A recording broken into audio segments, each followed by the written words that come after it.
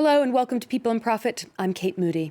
Coming up, Emmanuel Macron has won another 5-year term as president of France. What's next for the economy? And the number one issue for voters, the cost of living crisis. Climate change took a backseat in the campaign, but it could be center stage for the next government. We look at Macron's proposals on environmental policy and renewable energy. And jeans made in France may be a trend that boosts the country's textile industry, but can they turn a profit? French voters have re-elected Emmanuel Macron for another 5-year term, handing him victory over the far-right Marine Le Pen for the second time in a row. The French president and his government will have to continue shepherding the EU's second biggest economy out of the dual crises of the pandemic and the war in Ukraine, building on his successes while tackling the anger and inequality that's surfaced. The Bank of France has forecast that GDP will expand between 2.8 and 3.4% this year, depending on factors including the war, and inflation between 3.7 and 4.4%. Let's speak now to Frederik Ducrozet, Senior European Economist at Pictet Wealth Management. Thanks for being with us today. What do you think is the biggest priority for Emmanuel Macron over the next 5 years in terms of the economy? Well, the least that we can say is that there's no shortage of challenges facing Macron.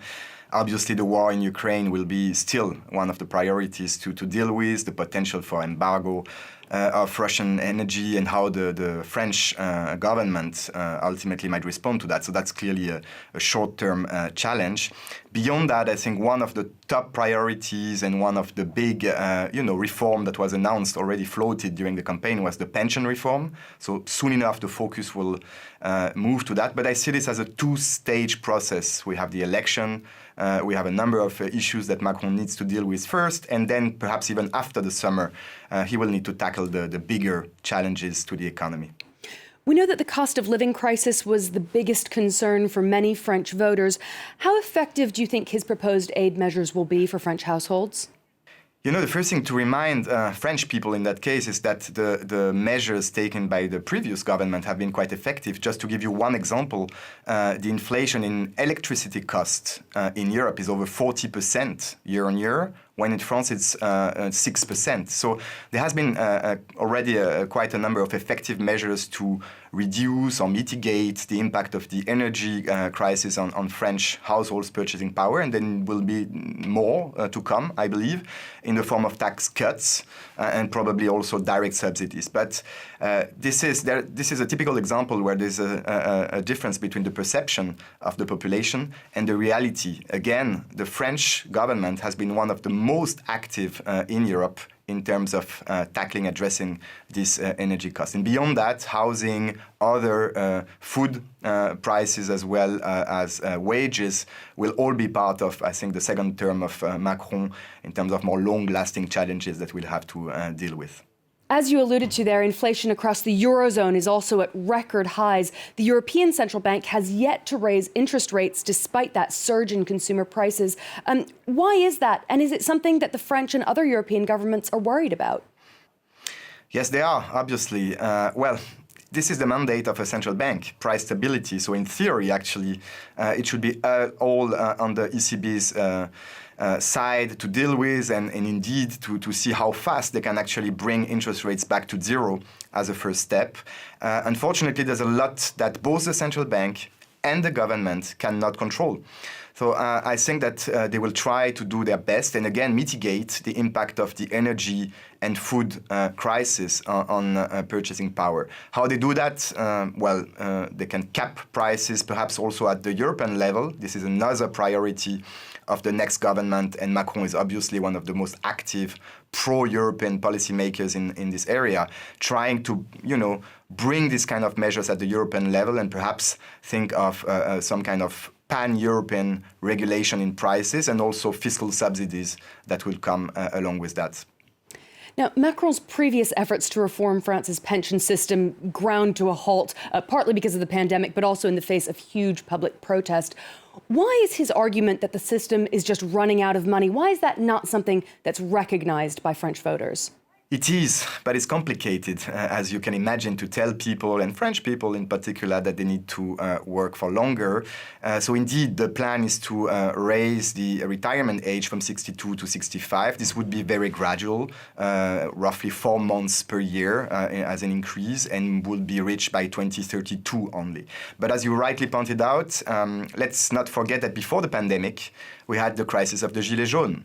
And this has changed completely the picture and the way you need to do politics, run your program in France. I think Macron made it clear that he wants to change his approach.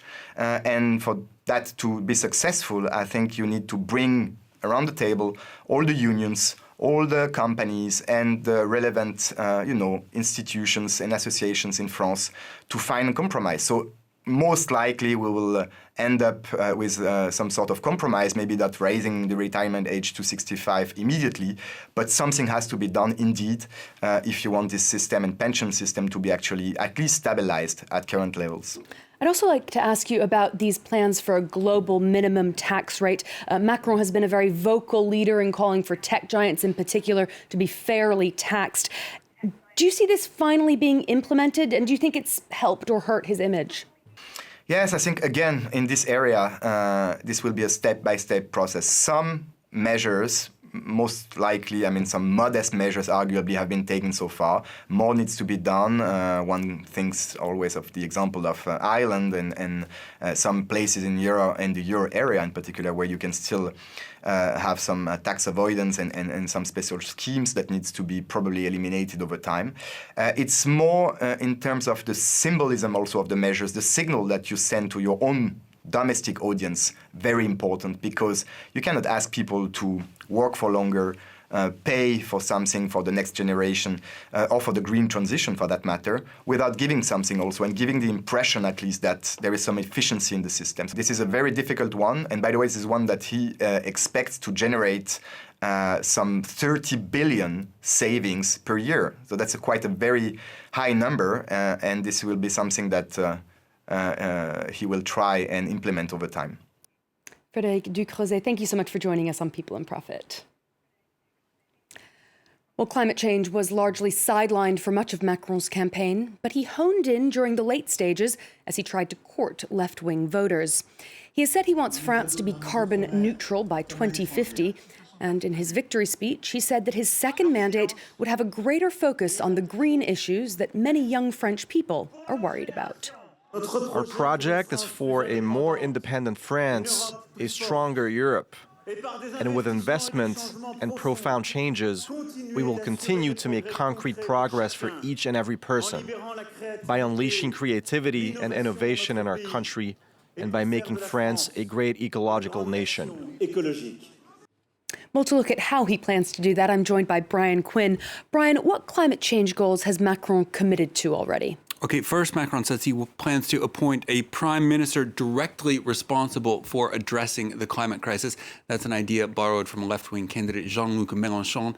Macron also wants to establish a minister of energy planning, whose job it will be to make France free from oil, coal, and gas, as well as a minister for environmental planning, who will be in charge of greening local transport and cutting water and air pollution. Also on the agenda, planting 140 million trees, a crackdown on single-use plastics, pushing for a European carbon tax, and doubling the speed of greenhouse gas emissions reductions. How about measures to help households and businesses become more sustainable? Well, there are electric vehicle incentives with 6,000 euros for individuals and 4,000 for businesses. Buildings actually account for some 25% of France's greenhouse gas emissions. The government has committed over 2 billion euros per year to reimburse homeowners for energy efficiency upgrades. In October, Macron pledged 4 billion euros to help the French auto industry go electric, with the target of producing 2 million electric and hybrid vehicles by the end of the decade. All this comes amid a debate about Europe's dependence on Russian energy imports. Where does Macron stand on that? Well, here in France, nuclear energy actually accounts for 70% of electricity. That means France is much less dependent on Russian oil and gas than its European neighbors and more supportive of a potential embargo on Russian fuels. Now, Macron is doubling down on nuclear. This past February, he announced plans for 6 new nuclear power plants by 2050, with 8 more under consideration.